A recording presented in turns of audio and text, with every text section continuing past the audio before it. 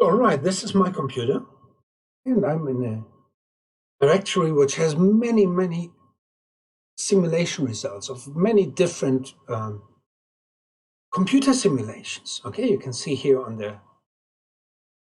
this side. Let's just have one example. Let me see. I just have to find this. So we go to one example, one experiment here. Let's change to this, and you can see that I have a Scilab folder.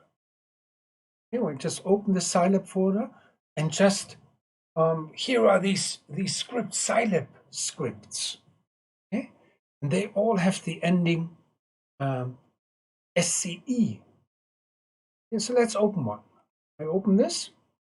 Okay, and if I double click on that, it might take a while. Okay. Let's see what happens. So maybe it's behind it. Let's just see.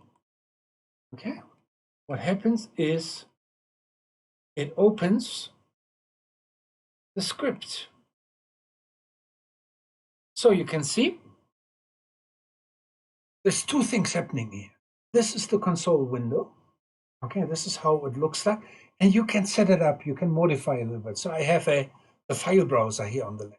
I can change the file browser.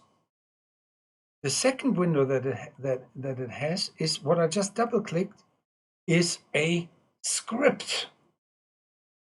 So you can see a script called float movement, and it has instructions.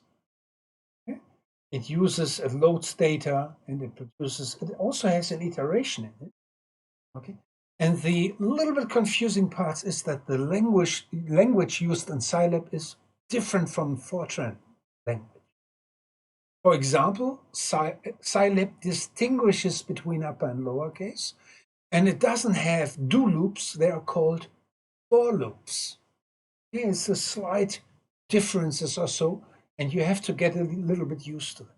Okay, so let's just see how you work with it. Okay? So the first thing what you need to do is you have now the script open, and you want to read some data, but they are not in the right directory. So what you have to do is, and I go up to the command console window, and I change the directory. I go into something here.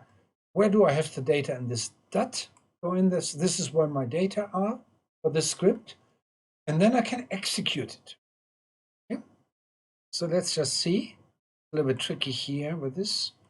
Okay, float movement, and I execute. Save and execute, and what happens is it opens the third window. Oops. Takes a little while to load, and okay, you can see, and this is what happens now. This is my display. I move a little bit out of the way. This is what happens. It reads the data and produces actually an animation. Again, you could save each frame of this animations and use ImageMagick to produce a GIF animation.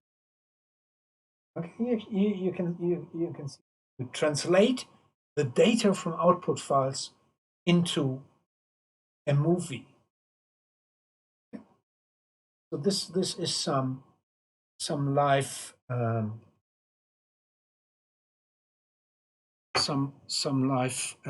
demonstration. Okay.